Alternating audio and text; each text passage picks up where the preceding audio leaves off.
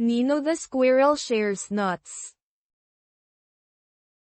Si Nino ang ardilya ay nakatira sa isang mataas na puno. Tahimik at malamig ang kagubatan. Malapit na ang taglamig. Si Nino ay nakakakuha ng maraming mani bawat araw. Isang araw, nakakita si Nino ng isang malaking tumpok ng mga mani. Tuwang-tuwa siya at sumayaw sa paligid. Ang pile ay higit pa sa kailangan niya. Naisip niya, magiging ligtas ako sa taglamig. Isang maliit na ibon ang dumating sa puno ni Nino. Ang ibon ay mukhang mahina at gutom. Wala itong makakain. Mahinang humingi ng tulong ang ibon. Napatingin si Nino sa kanyang malaking tumpok. Naisip niya ang mahabang taglamig. Pagkatapos ay nakita niya ang ibong nanginginig. Nakaramdam ng init at kabaitan ang kanyang puso. Binigyan ni Nino ng nut ang ibon. Nanlaki at nanlaki ang mga mata ng ibon.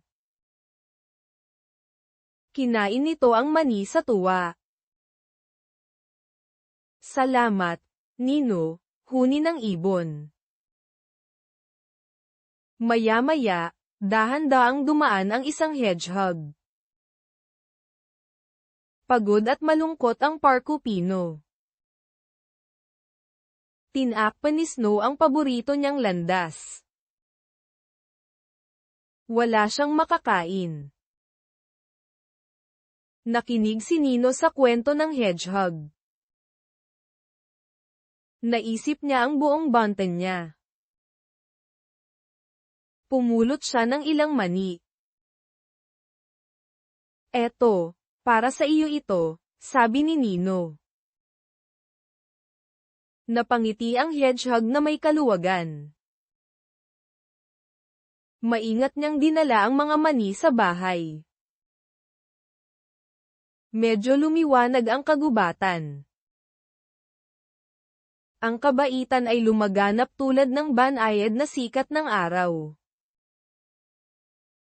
Tumingin muli si Nino sa kanyang tumpok. Ito ay mas maliit ngunit sapat pa rin. Nakaramdam siya ng saya sa kanyang puso. Ang pagbabahagi ay nagpainit sa kanyang mundo. Dumating ang taglamig na may kasamang nyebe at hangin. Nanatiling komportable si Nino sa kanyang puno. Madalas bumisita ang ibon at hedgehog.